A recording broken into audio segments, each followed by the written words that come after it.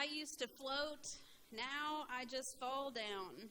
I used to know, but I'm not so sure now. What I was made for.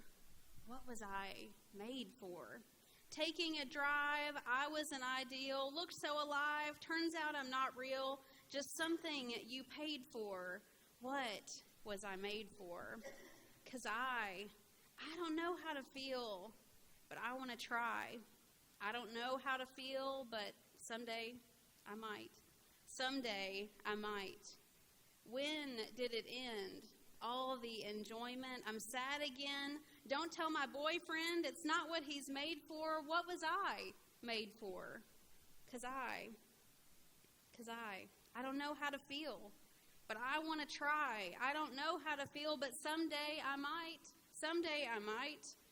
Think I forgot how to be happy. Something I'm not, but something I can be. Something I'm waiting for. What was I made for? Something I'm made for. Do y'all know this song? A few young people do, I think. This song is, of course, 23-year-old Gen Zer Billie Eilish's ballad from 2023. Do y'all remember it? It was featured in the popular live-action film Barbie, right? With Margot Robbie and Ryan Gosling and Will Ferrell and others. And some say that Billie Eilish's music is sad and dark and depressing, perhaps like her clothing, some would say. But several Gen Z members, would say her music's poetic, profound, and timely, even when others don't get the message.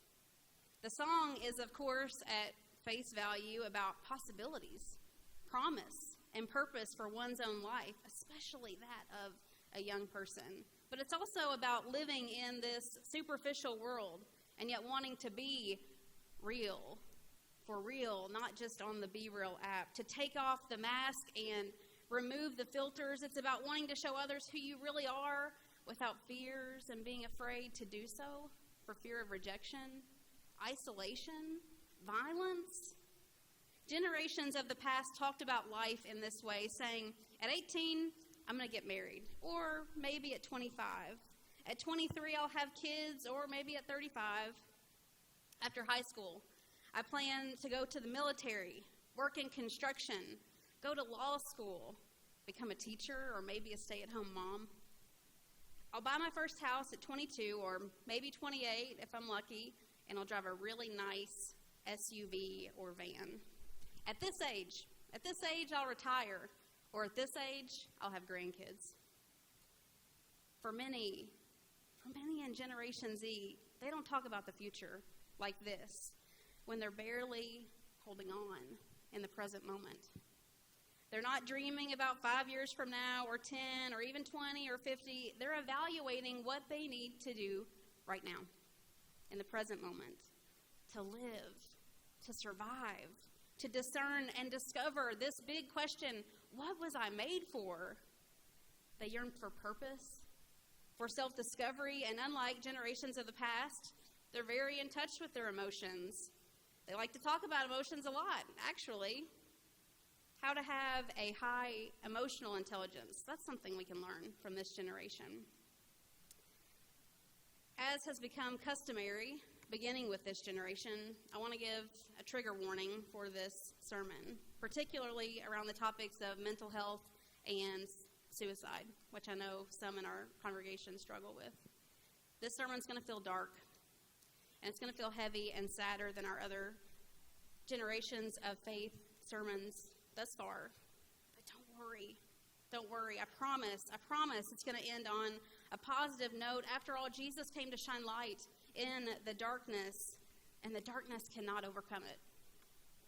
Generation Z, also known as Zoomers or the iGen generation, includes those between the ages of 13 and 28, those born between 1997, thank you, Dee Dee, and 2012. They make up 7% of the U.S. population. We have 75 children, youth, and young adults in this group in our church. 75 on our roll from this generation, which is the second largest generation, bigger than their parents, Gen X, but smaller than boomers. Here are some facts about this group. The racial makeup of this group is 52% white, 24% Hispanic, 14% Black, 5% Asian, and 5% other. They are the most ethnically and racially diverse generation to ever live in the U.S. 2% are divorced, separated, or widowed. 5% are married. 9% live with a partner, and 84% are single and have never married. This is good news, since some of them are still in middle school.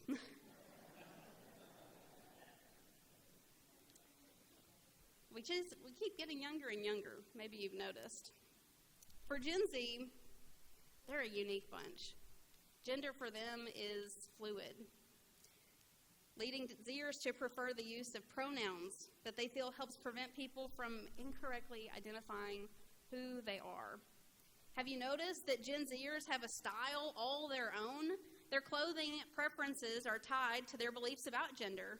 Many prefer gender-neutral clothing, which maybe leaves some of us scratching our heads, right? Maybe.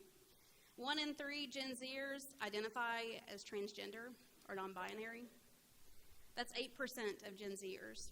16% identify as something other than heterosexual. 16%. These are statistics we need to keep in mind as we work and minister and serve alongside this generation. This generation is marked by the slow life strategy, much like millennials. For Gen Zers, they waited to get their driver's license until 18 or 19. I certainly noticed this when I lived in Atlanta. Who wants to drive in Atlanta traffic anyway, right? As high school seniors, they are less likely to drink alcohol, date, or work for pay than previous generations. They're also less sexually active than previous generations. Many report not wanting to fall in love in college because it could derail their future career. Yeah. Major concerns among this group are authenticity, confronting free speech issues, pushing gender norms, and struggling with mental health. Notable Gen Zers include people like Timothée Chalamet, Zendaya, Kendall Jenner, Lil Nas X, Simone Biles, Katie Ledecky, JoJo Siwa, Amanda Gorman, Barron Trump, and Olivia Rodrigo. Notable cultural moments include dancing to Old Town Road in middle school or elementary school. Kind of strange, right? Playing with fidget toys and spinners, learning all the new TikTok dances, trips to Starbucks for cake pops, Taylor Swift, need I say more? Having tons of Squishmallows and Crocs. Lots and lots of Crocs. Relationships with older adults are meaningful for this generation, even though they report feeling misunderstood. 70% of Gen Zers feel as if older people don't seem to get it. They don't get the pressures that they're under. This generation feels a lot of pressure, which presents itself in anxiety and depression, leading many to turn to screens as coping mechanisms. I would say they're not the only ones that do this. Some Gen Zers are already parents, college graduates. Some are or have already served in our armed forces. A few are being paid millions to play professional sports. Many are building small businesses or side hustles that look nothing like the careers or of their parents in the past. Without question, as John Marks already mentioned, the most influential and cultural event for this generation was the global pandemic that we all experienced. Some were just starting their freshman year at college or trying to graduate. Others were starting their senior year online. They missed so many community opportunities with their peers. This was the first generation expected to attend school from home. Can you imagine? School from home. Some students had access to internet and laptops, enabling them to make this happen, while others didn't, despite the school system's best hope and support to make it possible for all. This generation has grown up with cell phones, more specifically iPhones, since 2007, and the internet all their life, all that information on the internet, all their life. They were born with iPads in their hands, according to some. They are digital natives who run circles around the rest of us, right? 50% of Gen Zers have had cell phones by 2012. 50%. And because of this, they spend less time in person with friends than any previous generation in history. They prefer virtual hangouts and online texting or chatting instead. If millennials were the Facebook generation, Gen Z is the Instagram, Snapchat, and TikTok generation, and those are just the apps I know about. They're also the cancel culture generation, canceling anyone whose speech is racist or sexist or discriminatory. The most alarming fact about this generation is their struggle with mental health. They are experiencing the most depressing and anxious childhood of any generation to ever live. They are, thankfully, also the most vocal generation about mental health. Think back to the scrutiny that the world put on Gen Zers, Naomi Osaka and Simone Biles, when the two expressed their need to step back from the French Open and the Olympics for mental health reasons. The world thought they were crazy, right? But they each knew they would be crazy to keep pressing forward. Something happened in 2012, and it forever changed Generation Z. That something is social media. Though Gen Zers are on this slow life trajectory, which is what scholars call it, they're being exposed to more mature content than ever before, and they're internalizing that content, taking it in, taking it in, taking it in. The child and youth suicide rate quadrupled between 2012 and 2019. This is before the pandemic. These statistics were already coming out before the pandemic. The child and youth suicide rate quadrupled for girls. Additionally, suicide rates for those in their early 20s jumped 41%. 41%. Let that sink in. Twice as many teens were taking their own lives in 2019 than just 12 years prior. 3 times as many kids in the 4th to 9th grade died by their own hands. Our community is not immune from this. In the past month, there have been 2 students who have died by suicide. Our community is impacted by this reality every day. Children, youth, and young adults need our care, our thoughtful attention, need somebody to turn to even when we don't understand. People's lives, children's lives, are at stake. Lives that matter to God. Lives that should matter to us. For all of the blessings of social media, when it comes to connecting with friends and family, it is crushing an entire generation. Painting a picture of impossible waistlines and bodies, unrealistic lives, impossible standards for romantic relationships. Even us adults know it paints those pictures. Many factors influence depression, like poverty, trauma, discrimination, bullying, which is rampant. But the reports are finding that mental health issues across the board, regardless of the type of social media, most influence these young people. Even youth in other countries are experiencing the same mental health crisis as students here in the U.S. and young people. In 2021, reports said that teens were on social media 8 hours a day. 8 hours a day, yeah. And they're on social media late into the night, which means, guess what? They're not sleeping. Researchers say that's yet another factor that's impacting their mental health. 3 main reasons social media is associated with depression include lack of sleep, increase in bullying, specifically through apps, and an increase in body image issues, which is leading many to participate in disordered eating or even body dysmorphia. And don't get me started on all the ways that teens are being exploited by fake accounts online, but very real people who are doing real damage. Let's lighten the mood a bit, shall we? Faith for some in this group looks like going to church with their parents or their friends. They care less about the content and the substance of the worship services and more about the relationship to you all, to the people who are sitting here beside them. Fellowship, connecting with others in the community of faith is essential for this group. Many in this group commit to private faith practices. Charisma doesn't matter as much to this group. but being relational, being in relationship with them does.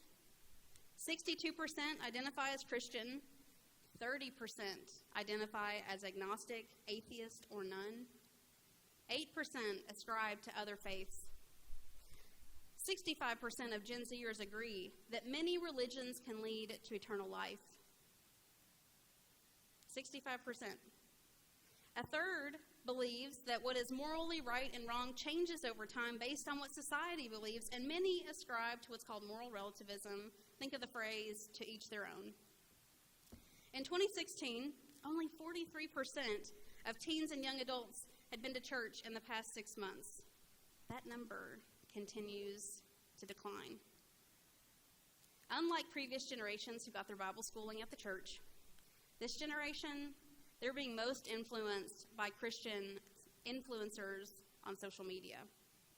Not so much the church, their pastors, or parents. They're getting their Christian education on social media. Unlike generations of the past, the Christian music they listen to sounds more secular in its beats and rhythm, and several songs by Christian artists who's blowing up right now, Forrest Frank, has even gone viral, making TikTokers of all faiths dance to his songs. Activism, service, that's what's important for this generation, and that's what they want the church to care about. A third of Gen Zers say that their faith motivates them to make a difference in the world. They're concerned about creation care and social justice and are skeptical of traditional mission work. This generation was the first to experience youth group in a digital space on Zoom during the global pandemic. For our youth group, we joined online with meeting for Bible study. We had a huge family bingo night, if you remember. We participated in a mystery breakout game, and we met monthly with other disciples of Christ youth throughout the state of Kentucky. These online meetings, they were different. They were different, but they were meaningful in a time when we needed meaning. Many believe that if revival is going to break out, it's going to be with this generation, Gen Z. I chose Ezekiel 37, chapter 37, for Gen Z because they're a generation marked by heaviness and darkness and a bit of hopelessness, more than any of us have ever known. I imagine when I think of the struggles with depression and suicidal thoughts and anxiety that all of these things leave them feeling like those bones we hear about in the valley. Fragmented, torn apart, and yet full of possibility when God is on the scene. Ezekiel was a prophet and not a popular one. None of them were. They always brought bad news, news of challenge, news of judgment, and yet news of hope. Our Generation Z friends need a lot of hope right now. And this story, I believe, is one of the darkest in our scriptures, and yet it shines the brightest with God's light. In this story, restoration is possible. Life is not only possible, but is the promise for all. Ezekiel, he was born around 627 BCE to a priestly family in Jerusalem. He was a key figure and prophet for the Jewish community during their exile in Babylon, a time when the people, they felt like their future was uncertain and bleak. And then he was deported to Jerusalem, from Jerusalem to Babylon at the age of 25. And then he received, around his 30th birthday, this call of God to prophesy. In this passage, Ezekiel is having this wild dream, a third of 4 that he received. And though many still think dream work is foolish today, we know that it tells us about something going on in here, about something and who God is calling us to be. The image that Ezekiel receives is of a battlefield filled with bones where those slain never received proper burial and were left to decay. And it's there that God leads Ezekiel around the pile of bones right into the middle of the mess and asks Ezekiel, what do you think? Can these bones live? Ezekiel responds in one of 2 ways. Oh Lord, only you know. Or maybe some translate it, Lord, you You alone know if they can live. So Yahweh instructs him to begin speaking and prophesying over the bones, commanding the bones to be remembered together. Prophesy to these bones. Say to them, dry bones, hear the word of the Lord. This is what the sovereign Lord says to these bones. I will make breath enter you, and you will come to life. I will attach tendons to you and make flesh come upon you and cover you with skin. I will put breath in you, and you will come to life. Then you will know. Then you will know I am the Lord. Suddenly, a great earthquake, shaking the bones back together, bound by sinews, refleshed and covered with skin, animated by the Spirit of God. But they still didn't have breath in them. They were lifeless. So he prophesied again, saying, come, breath from the four winds, and breathe into those who have been slain, so that they may live. So Ezekiel prophesied as Yahweh commanded, and breath entered them, and they came to life and stood on their feet, a vast army. Then Yahweh explained the dream to them this way, saying, Ezekiel, these bones, they represent the people of Israel who feel far from God, cut off from God and hopeless. But this dream is not a nightmare, says the Lord. It's actually a promise of salvation. The Lord promises to save the people from captivity, to save them from hopelessness, bringing them back to their homeland, opening their graves, bringing them out into the greatest gift of all, the gift of life. The gift of life in God's Spirit, the Spirit of life, new life. The result of this dream is that hope and life have the final say, not despair and death. Hope and life win. Death and despair don't. Life is the promise of God. Turn to your neighbor and say, life is the promise of God. Life is the promise of God. God asked Ezekiel, can these bones live? And Ezekiel proclaimed, Lord, only you know. We have a whole generation that is asking this collective question. Can I live? What must I do to live in this world? What even is living? What on earth was I made for? It's our job as God's messengers of good news to the church to share this message gently with this young and tender generation, to share with them more about God's love, to remind them when they forget, or maybe even for the first time, that God sees them. God sees their hurt. God sees their brokenness and the wounds they bear and loves them still. It is our command to tell them as the church, as the people of God, to tell them that there is a place for them in God's family, to invite them in even when others have stopped them at the doors of God's house. It's our call as a witness to the God of life to bear witness with our very being to the truth that life is hard. We know that. Generations, we've been learning about how life is hard for all of the generations. But it's not as hard if the Lord is by your side. Each generation has faced hard things. Abandonment, hopelessness, trauma, anger, death. And yet you chose, all of you chose to press forward toward a hope-filled future. It is our call, church, to remind this generation that God sees them. And it's our call to invite them to keep watch for God. To keep watch for the God who welcomes the one who feels like an outsider, who makes a way when there seems to be no way, who blesses us with rest when we are mentally and physically exhausted and can't walk another step. Let us encourage this generation to keep watch for God, the God who sees us for who we are, even when others get it wrong. God sees this generation. We must encourage them to see and behold and get to know the God of love and life that we know. Okay, now that I've talked to the wider church, I want to talk to my Gen Zers in the room.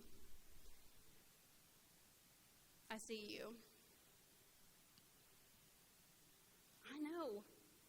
I know that times have been hard for you. And nothing about your life feels simple most days, but I want you to know that you aren't alone. Even in the darkest valley, you have people who care about you. People who are in your corner cheering you on, wanting you to reach out and grab hold of the life that God has for you. People wanting you to ask for help when you need it. It's okay to ask for help. Hear me when I say that even when times get hard and you find yourself in unimaginable places of darkness, all hope is not lost. All hope is not lost. You are not lost. You are just waiting to be found by a loving God. I know it's hard to believe, but truly, God's best for you is yet to come. God's best for you is yet to come. You are funny and creative and smart, energetic and vocal about things that matter when many want to stay silent. You lead with love and compassion in a day and age when many choose division and hate. You are my heroes for taking all that teenage angst and energy and believing you can make a change and then doing it. Our world is a safer, more just place and compassionate world because you are in it. You stretch us older people in the best way possible, and you hold us accountable even when we don't want to be. You bear God's image. You bear God's image. And over you, our matchless God speaks the words, beloved. Beloved, that's who you are. And so, beloveds, there is so much life.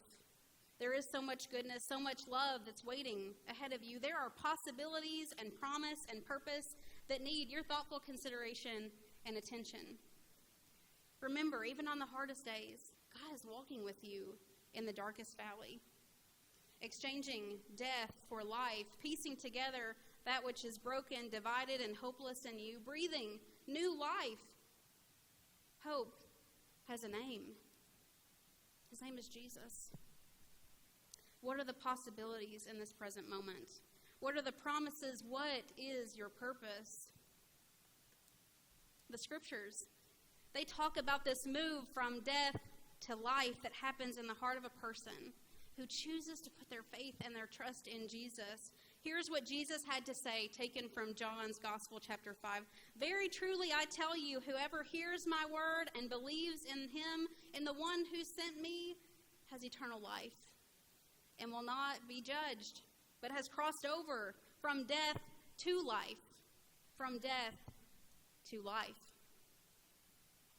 In Jesus' triumph over death on the cross, and in the symbol of the empty tomb, which we celebrate on Easter, but we should celebrate every day, life is proclaimed even in the midst of death. Jesus is the one who gives us life, promising abundant life in the here and now, and everlasting life for those who put their trust in him. Life. What were we made for, you ask? What were we made for? We are made to move from death to life. We are made to move from death to life. Amen.